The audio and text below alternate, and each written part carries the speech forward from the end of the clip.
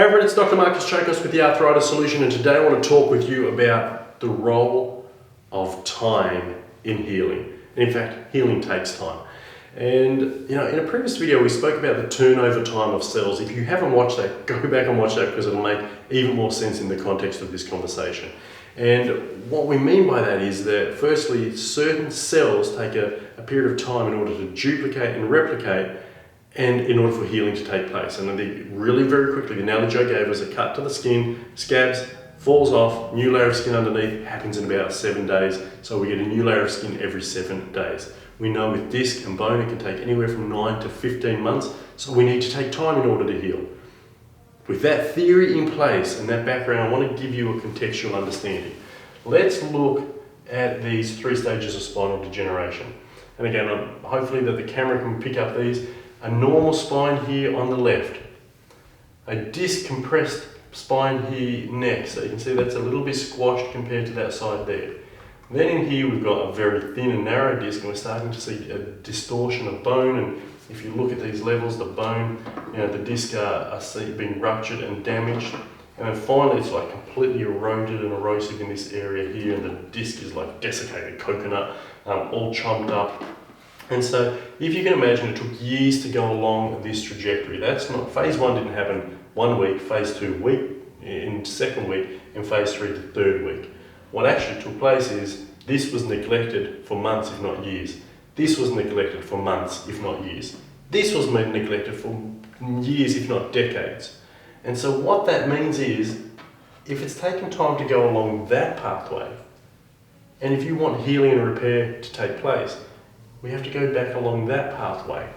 1, the tissue healing and turnover time of cells takes time, but the accumulation of damage also needs to get undone. So what that means is, it takes time to go that way, it takes time to go back that way. And many people are impatient. They do not give themselves the time. Many people are counterproductive, doing more damage to themselves while they're endeavoring to heal. And I see this in practice every single week. I come in and we might have started adjusting a person, and I'd say, well, have you been doing your exercises to stretch, strengthen, condition your spine? Sorry, Dr. Marcus, I've been too busy, I haven't done that. Well, have you changed your diet and nutrition at all? We spoke about pro-inflammatory and anti-arthritic foods. No, I'm still eating my fast food, my junk food, my takeout, my sugar, my processed foods. Sorry, Dr. Marcus, life's been busy, it's not easy to change my diet. Well, have you changed the stress levels? Have you got enough sleep?